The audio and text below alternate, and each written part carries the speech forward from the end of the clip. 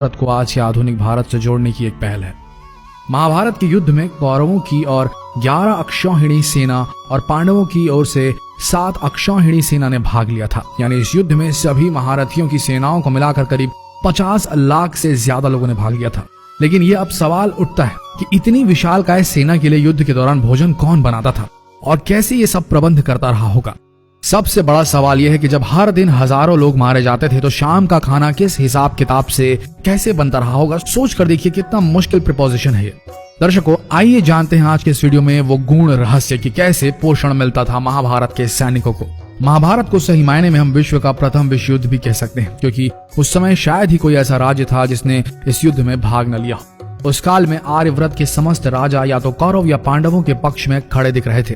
हम सभी जानते हैं कि बलराम और रुक्मणी ये 2 ही व्यक्ति थे जिन्होंने इस युद्ध में भाग नहीं लिया था। किंतु एक और राज्य ऐसा था जो युद्ध क्षेत्र में होते हुए भी युद्ध से अलग था, और वो था दक्षिण का उडुपी। महाभारत में वर्णित कथा के अनुसार जब उडुपी के राजा अपनी सेना सहित कुरुक्षेत्र पहुंचे तो कौरवों और पांडवों दोनों ने उन्हें अपने पक्ष में लेने का प्रयत्न करा। लेकिन उडुपी के राजा बहुत दूरदर्शी थे। उन्होंने श्री कृष्ण से पूछा, हे माधव, दोनों ओर से जिसे देखो युद्ध के लिए लालायित दिखता है, किंतु क्या किसी ने सोचा है कि दोनों ओर से उपस्थित इतनी विशाल सेना के लिए भोजन का प्रबंध कैसे होगा। इस पर श्री कृष्ण ने कहा, महाराज, आपने बिल्कुल सही सोचा है। आपके इस बात से मुझे प्रतीत होता है कि आपके पास इसकी कोई योजना है। अगर ऐसा है तो कृपया बताएं। उसके बाद उडुपी के राजा ने कहा, सत्य तो यह है कि भाइयों के बीच हो रहे इस युद्ध को मैं उचित नहीं मानता। इसी कारण इस युद्ध में इच्छा मुझे नहीं है, किंतु युद्ध अब टाला भी नहीं जा सकता। इस कारण मेरी ये इच्छा है कि मैं अपनी पूरी सेना के साथ यहाँ उपस्थित समस्त सेनाओं के भोजन का प्रबंध करूं। इस पर श्री कृष्ण मुस्कुराते हुए बोले, महाराज, आपका विचार अति उत्तम है। इस युद्ध में लगभग 50 लाख योद्धा भाग लेंगे, और अगर आप जैसे कुशल राजा उनके भोजन के प्रबंध को देखेंगे तो हम सब उस ओर निश्चिंत रहेंगे। श्री कृष्ण ने कहा, वैसे मुझे पता है कि सागर जितनी इस विशाल सेना का भोजन प्रबंध करना आपकी और भीमसेन के अतिरिक्त किसी के लिए भी संभव नहीं है, किंतु भीमसेन इस युद्ध से विरक्त नहीं हो सकते। अतः मेरी आपसे यह प्रार्थना है कि आप अपनी सेना सहित दोनों ओर की सेनाओं के भोजन का भार संभालें। इस प्रकार उडुपी के राजा ने सेना के भोजन का भार संभाला। पहले दिन उन्होंने उपस्थित सभी के लिए भोजन का प्रबंध किया। उनकी कुशलता ऐसी थी कि दिन के अंत तक गिन के एक भी दाना बर्बाद नहीं होता था। जैसे जैसे दिन बीतते गए योद्धाओं की संख्या बहुत ही कम होती गई। दोनों ओर के योद्धा ये देख के आश्चर्यचकित हो जाते थे कि हर दिन के अंत तक उडुपी नरेश केवल उतने ही लोगों के लिए भोजन बनाते थे जितने वास्तव में उपस्थित रहते थे।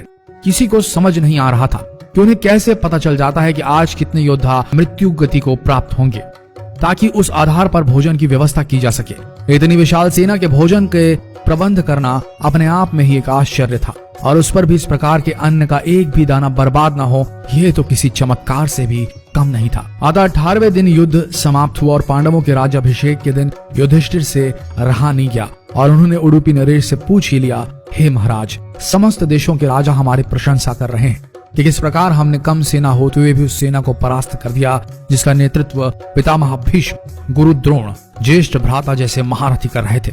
किंतु मुझे लगता है कि हम सबसे अधिकांश प्रशंसा के पात्र आप हैं, जिन्होंने न केवल इतनी विशाल सेना के लिए भोजन का प्रबंध किया, अपितु ऐसा प्रबंध किया कि एक दाना भी अन्न का व्यर्थ न हो पाया।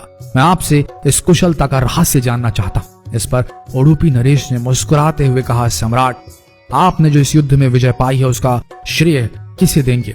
इस पर युधिष्ठिर ने कहा, श्री कृष्ण के अतिरिक्त इसका श्रेय किसी और को जा नहीं सकता। अगर वे ना होते तो कौरव सेना को परास्त करना असंभव था। तब उडुपी नरेश ने कहा, हे महाराज, आप जिसे मेरा चमत्कार कह रहे हैं वो श्री कृष्ण का ही प्रताप है। ऐसा सुनकर वहां उपस्थित सभी लोग आश्चर्यचकित हो गए। तब उडुपी नरेश ने इस रहस्य से पर्दा उठाया और कहा, हे महाराज, श्री कृष्ण प्रतिदिन रात्रि को मूंगफली खाते थे। प्रतिदिन शिविर में गिन के मूंगफली रखी जाती थी और उनके खाने के पश्चात गिनकर देखी जाती थी उन्होंने कितनी मूंगफली खाई है। वे जितनी मूंगफली खाते थे उसके ठीक 1000 गुना सैनिक अगले दिन युद्ध में मारे जाते थे। अर्थात वे अगर 50 मूंगफली खाते थे तो समझ आता था कि अगले दिन 50,000 योद्धा युद्ध में मारे जाएंगे।